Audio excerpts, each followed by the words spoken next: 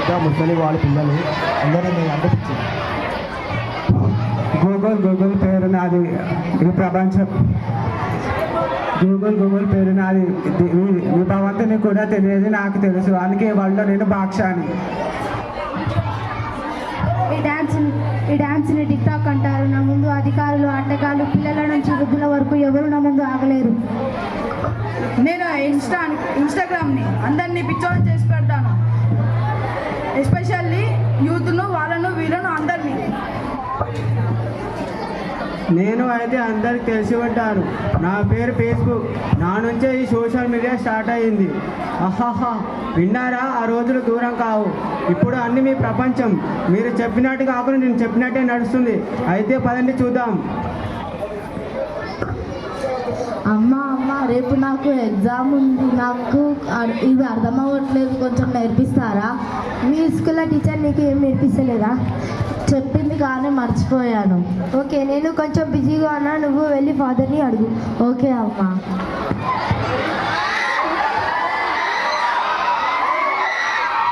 నాన్న ఇది నాకు కొంచెం నేర్పిస్తారా? బేటా, నేను చాలా ఆఫీస్కి ముందే లేట్ అయిపోయాను, సాయంత్రం వచ్చినాక నేర్పిస్తాను. ఇప్పుడే నేర్పిస్తారా?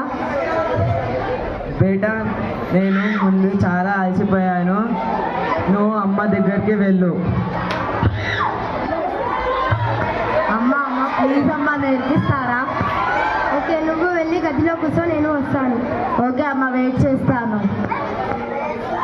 అయ్యో మమ్మీ ఇంకా వస్తలేదు, టైం చాలా లేట్ అయిపోతుంది. ఇప్పుడు ఎలా? ఫోన్లో సెర్చ్ చేసి చూస్తాను.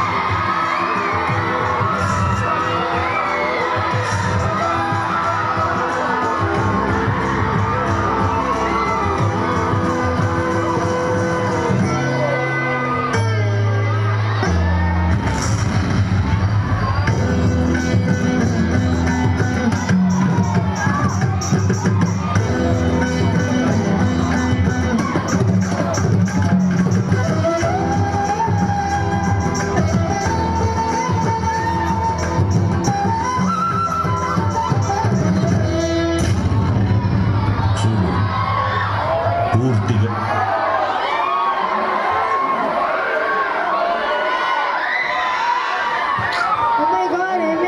ఏమేనమ్మా?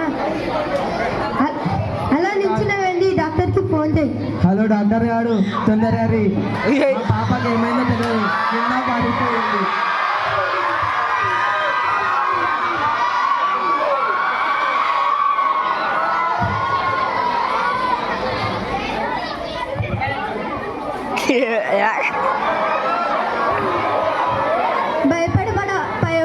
భయపడాల్సిన పనేం లేదు, మీ అమ్మాయికి ఏం కాలేదు. ఫోన్ ఎక్కువ చూడడం వల్ల కళ్ళకి కొంచెం ప్రాబ్లం వచ్చి కింద పడింది అంతే. మీరు ఇలా తనని వదిలేసి ఫోన్ ఉంచితే తను ఎప్పుడైనా ఫోన్ చూస్తూ అలానే ఉండిపోతుంది. ఒక్క నిమిషం కాస్త ఒక గంట కాస్త ఒక రోజుగా మారిపోతుంది. మీరు ఎప్పుడైతే తన పక్క నుండి చదివిస్తారో అప్పుడే తను చదువుతుంది. మీరు ఫోన్ పక్కకు పెట్టి తనతో టైం స్పెండ్ చేస్తేనే తను ఆరోగ్యంగా ఇంకా సంతోషంగా ఉంటుంది.